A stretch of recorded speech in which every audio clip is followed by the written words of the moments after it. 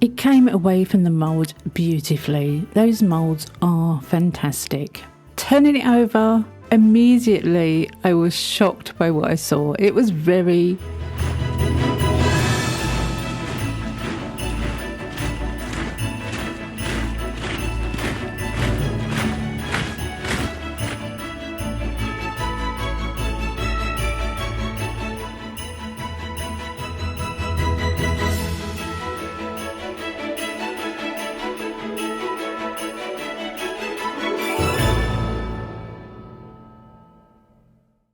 Hey, welcome back to my channel. It's Wendy here from Toonpish Crafts and I hope you're doing okay. In this video I'm using Let's Resin's Shimmer UV Resin. It's the first time I'm using it, although you may have seen it in videos in the last couple of months. I filmed this back in September. I was a bit ahead of the curve, but now I'm showing you what I did back then and I hope you enjoy it.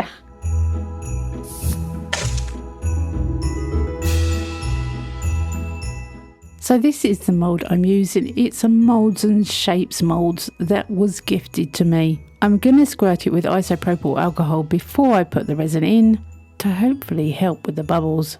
And I've already mixed up some epoxy resin, which is Let's Resin epoxy resin. And the discount code for that is in the description box below the video. Now, as I said, I'd already made up some resin. This was actually left over from another pour. And I'd figured I'd start this one with the already warm epoxy resin. This was made about 20 minutes prior to pouring it. And I made it in exactly the same way, as I always do. Once I get out any foreign bodies that have crept into the mould, I thought this mould was clean. That's typical, isn't it? Then I go around the outside edge with a micro brush to get rid of any stuck bubbles in 90-degree angles. By the way, this video is sponsored by Let's Resin, and I want to thank Let's Resin for sponsoring and helping this crafter to carry on crafting.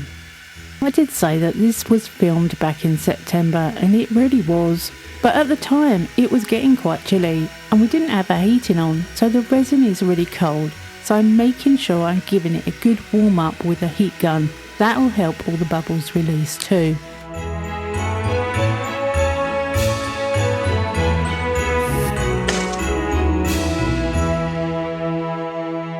So this was where my Pearlescent pack of UV resin was opened for the first time. It's got the colours clearly on the top of the box, but I didn't see that and I had no clue what colours were inside. And also I didn't really understand Pearlescent UV resin. To start with, we got blue, then pink, red, orange, purple, light blue, green, white, and another white, and the last one I had trouble getting out of the box is a light purple. Amazing colours.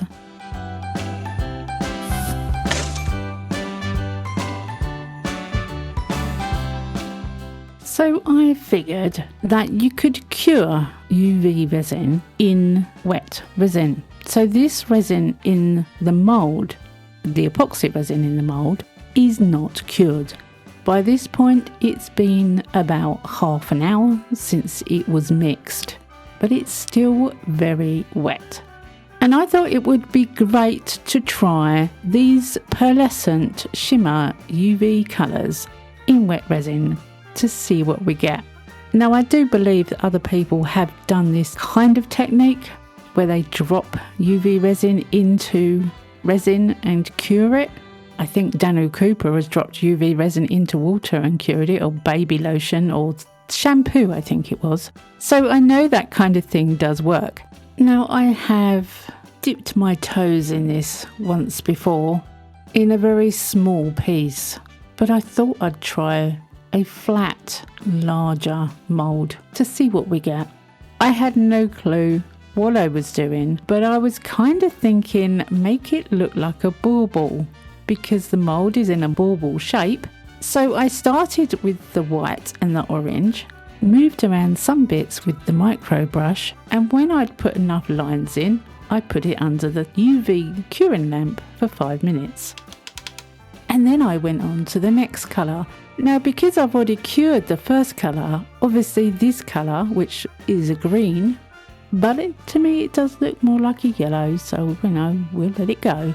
I don't like green. Anyway, this green is not going to merge with the other two colours because they're already cured, even though the epoxy resin it's going into is still wet. So at this point, I'm just thinking I'm going to try every colour in this way and see what we get at the end. I have no clue whether this is going to be hideous, whether it's going to be good, what it's going to do. But I'm willing to try because I do like trying new things out. And if this helps someone to have some inspiration, then that's my job done. I do like inspiring other people to have a go, to try things out, because you never actually know until you get to the end whether you've got a successful piece or not when you're trying new things. So I'm going through all the colours here.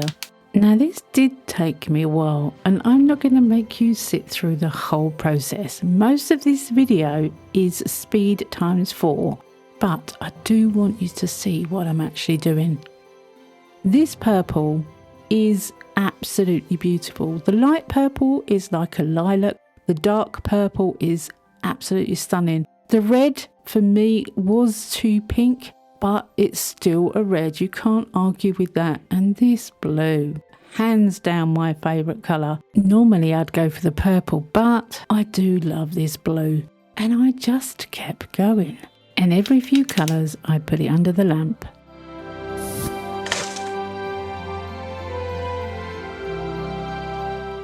Once I'd done all the colours, I let it sit, and this is 4 hours after originally making the resin.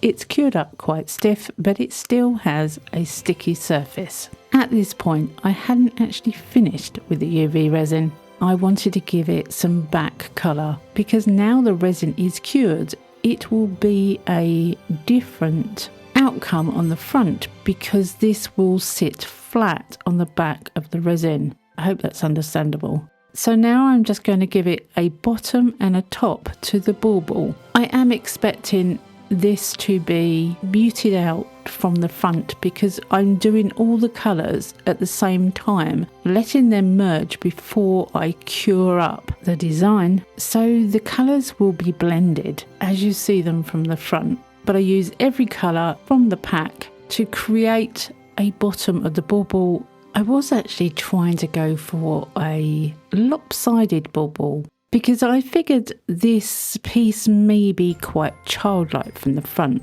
So my plan is to emphasise the fact that it's not perfect by doing it off centre.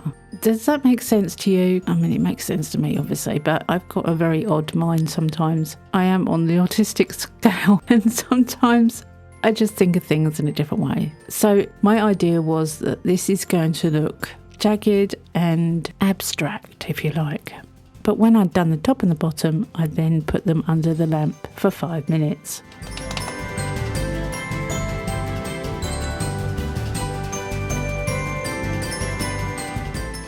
At this point, the 2-part epoxy resin that I originally poured at the beginning was still sticky. So I decided to use some ultra-fine holographic glitter on the back.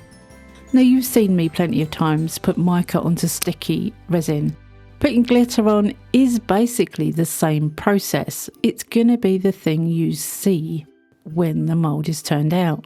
Hopefully I'll get a good coverage on this, but again, I'm not going to know really until I demold at the end.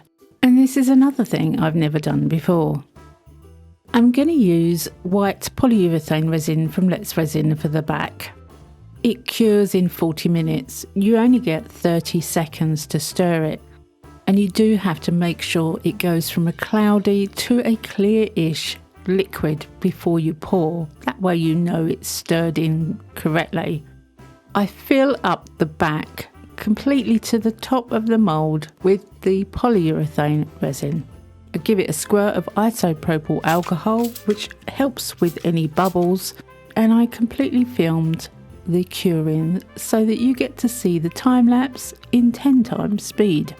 And I always think it's fun to see that.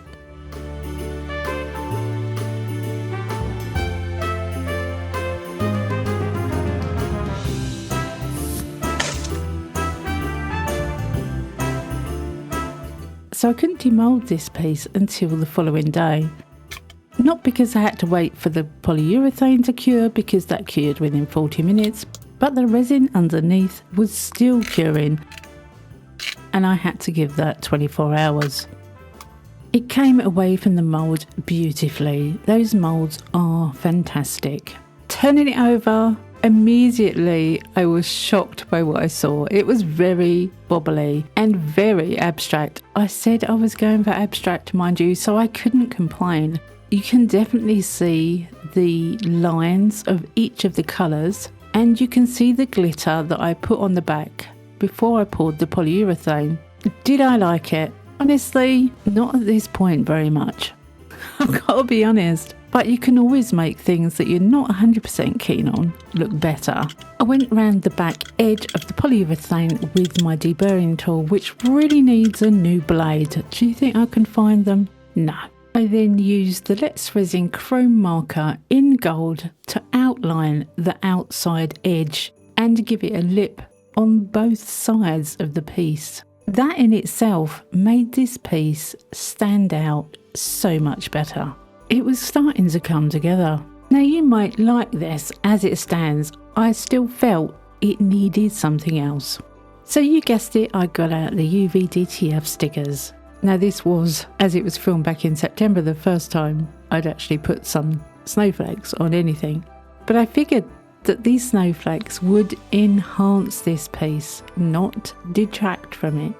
The childlike appearance behind of the different colours would go well with a snowflake design on the front, in my opinion. This is all just my opinion. Now I only had room for one whole snowflake on the front, but I thought it would be good to use the other two snowflakes from the 3-piece on the edges. This was something I hadn't done before. So I cut the snowflakes in half and placed them on the edge of the bauble. I then cut round the bauble to take off the unwanted, not needed part of the sticker. Taking off the top and turning it over, you still had a little bit of the sticker that needed trimming, so with a tiny pair of scissors I just took that off, and I could put the rest of the snowflakes around the outside edge of the design.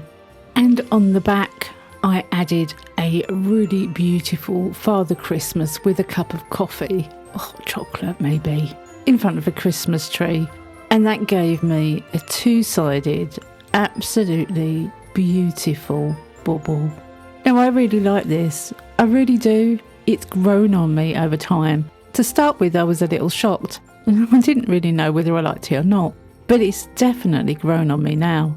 And I hope you've enjoyed this video. Love it or hate it, you may have found something in this video that was helpful to you.